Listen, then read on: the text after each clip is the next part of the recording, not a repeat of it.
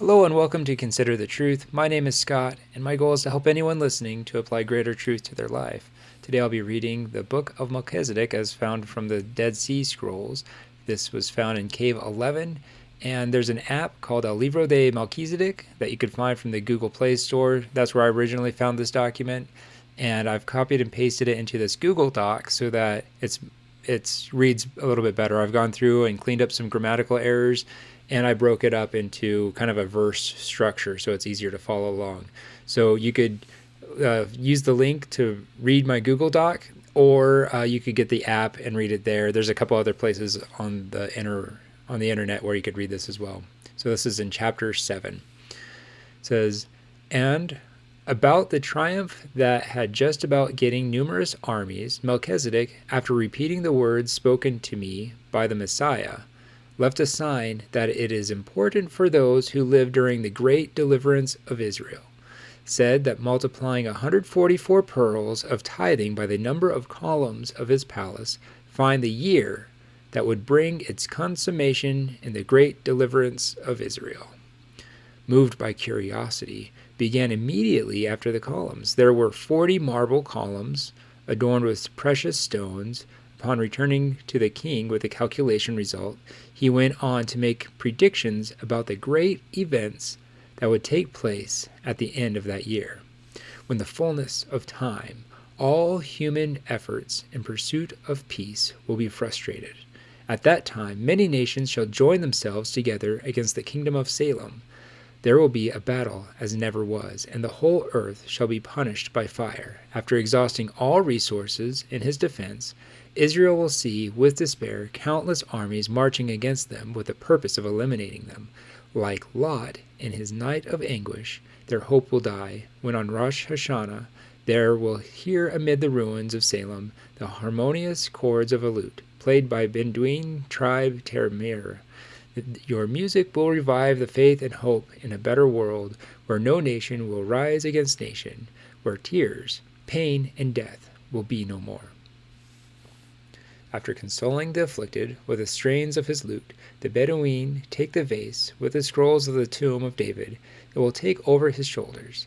In that day his feet will stand on the Mount of Olives, and the cry for deliverance of Israel will be a massive earthquake that will split the mountain in half, surging from the east to the west, a huge valley.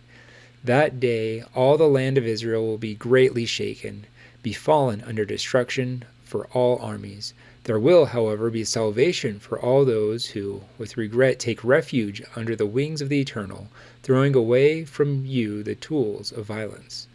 All mankind will witness with astonishment the scenes of deliverance of the children of Israel.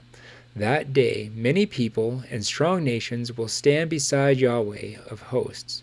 Crowds will approach the diaspora Jews, saying, "We will go with you, because we know that the Lord is on your side." The Yom Kippur, which will follow the release, will be a day of removal of dirt from all those who accept the salvation, and they shall look on him whom they pierced, and grieve bitterly for him as one grieves for the begotten Son.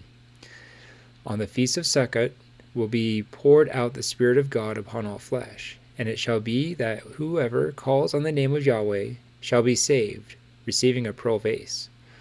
During the days of Sukkot, showers of blessings fall upon the immense valley, giving rise to the sight of all peoples throughout the Holy Land, a paradise filled with joy and peace. That day God's elect will understand the words of the book. "Hear me, you who are seeking justice, ye that follow after Yahweh. Look to the rock from whence you were dug, to the cave from whence you were taken.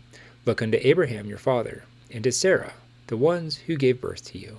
Bless him and increase him. Yahweh comforted Zion, comforted all her ruins. He transformed his desert into an Eden, and its steppes in a garden. Nella finds joy, songs and thanksgiving, and the sound of music. On that day the redeemed will look at the humble Bedouin cave of Abraham and sing with joy, how beautiful on the mountains are the feet of the messenger who announces peace, proclaiming the good news and announces salvation, who says to Zion, Your God reigns, because Yahweh has comforted his people. He hath redeemed Jerusalem. Yahweh found his holy arm in the eyes of all the nations, and all the ends of the earth have seen the salvation of our God. For 6 years, all mankind, illuminated by the greatest revelation of the love and justice of Yahweh, will have the opportunity to break away from the empire of sin, uniting the children of Israel in their march purification and restoration of the kingdom of light. So what will happen? All survivors of the nations that went against Jerusalem will go up year after year to prostrate themselves before the King Yahweh of hosts, and to celebrate the feast of Sukkot. And it shall be that if the families of the earth do not go up and not come, it will be against the plague with which Yahweh will strike the nations that come not up to the feast of Sukkot.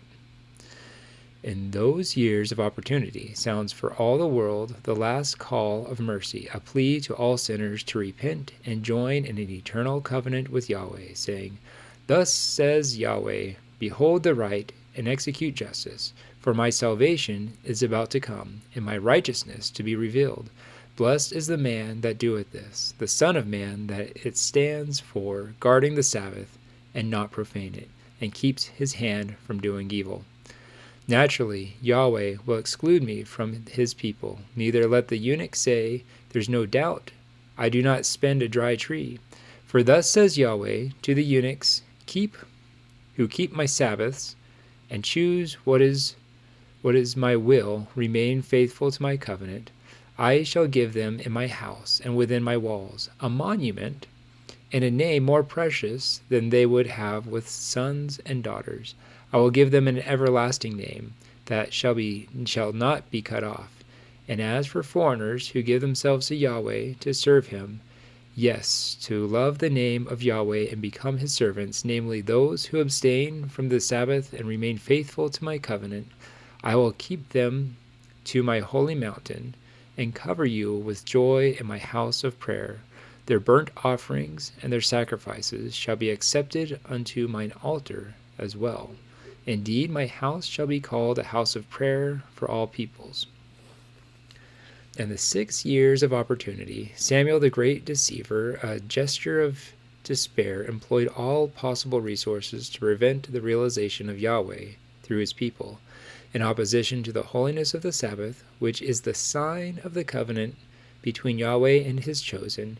Numerous religions combined with wicked rulers to impose another day of worship, and all those who remain faithful to the covenant of Yahweh cannot buy or sell. In those years of evidence, God's elect will survive through the care of the angels that will lead to far from the populous cities, which will be punished by the 7 last plagues that will befall the unrepentant to the ends of the 6 years. During the 6 years of the final harvest, the Messiah shall build a new and eternal Jerusalem, adorning it with righteous acts of his chosen. This new Jerusalem will only be disclosed upon completion of all the divine justice, the end of the 7th year, when God's elect will be challenged to live a life without guilt, because any act of rebellion at that time would know atonement, meaning eternal disgrace to the Creator. On completion of the 7 years, the Messiah will appear in the clouds of heaven, accompanied by all the heavenly hosts. Touching his trumpet, that great Rosh Hashanah, the faithful departed, rise clothed with glory, the living victors will be transformed, and closing of eyes, getting perfect bodies. Together all the redeemed will be caught up to the new Jerusalem, an unforgettable journey that begins on the first day of the Feast of Sukkot. After 7 days of happy ascension, come to the holy city to celebrate in front of the throne, the 8th day of the feast. As the dream, the redeemed of the Lord enter the holy city, finding to its north the Garden of Eden, in the middle of which rises Mount Zion, the place of the throne of Yahweh. Crowned by the Messiah, the redeemed will sing the song of victory, vibrating throughout the space the chords of their harps, lutes, and flutes. If you liked the video, give it a thumbs up so that the YouTube algorithm knows to share it with others. Thanks. I hope you have a great day.